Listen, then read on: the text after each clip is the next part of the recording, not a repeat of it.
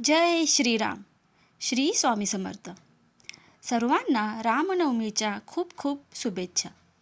आज दिनांक गुरुवार 26 मार्च 2026 रोजी प्रभू श्रीरामांचा जन्मोत्सव अर्थात श्रीरामनवमी साजरी होत आहे. श्रीरामांचे जीवन हे केवळ एक कथा नसून ती मानवी जीवनातील प्रचंड संघर्षावर मिळवलेल्या विजयाची गाथा आहे.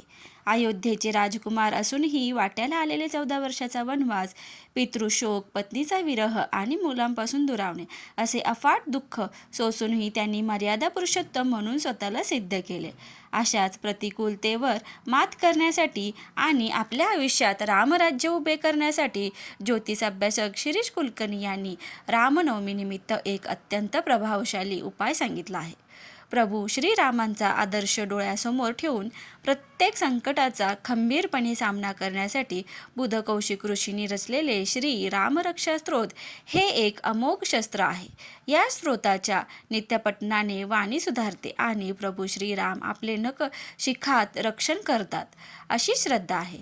त्याचे नित्यपठण करण्याबरोबरच पुढील उपाय रामनवमीला करावा. रामनवमी विशेष 11 गाठींचा रक्षा कवच उपाय.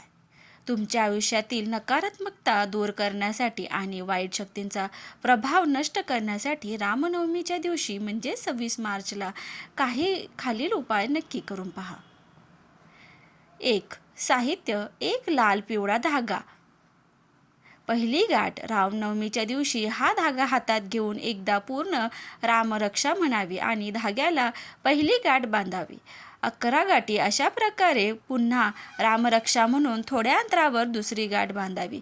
ही प्रक्रिया 11 वेळा पूर्ण करावी जेणेकरून धाग्याला एकूण 11 गाठी बसतील. अर्पण: हा 11 गाठींचा धागा प्रभू श्रीरामांच्या चरणापाशी ठेवावा आणि मनोभावे प्रार्थना करावी. धारण करण्याची पद्धत: त्यानंतर हा सिद्ध झालेला धागा स्वतःच्या किंवा आपल्या कुटुंबियांच्या मनगटावर श्रद्धेने बांधावा.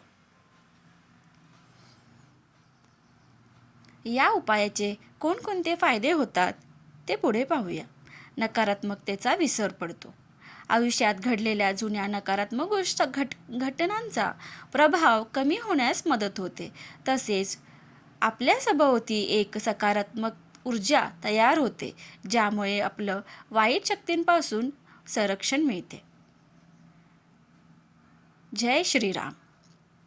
माहिती आवडल्यास व्हिडिओला लाईक, शेअर आणि सबस्क्राईब करायला विसरू नका. धन्यवाद.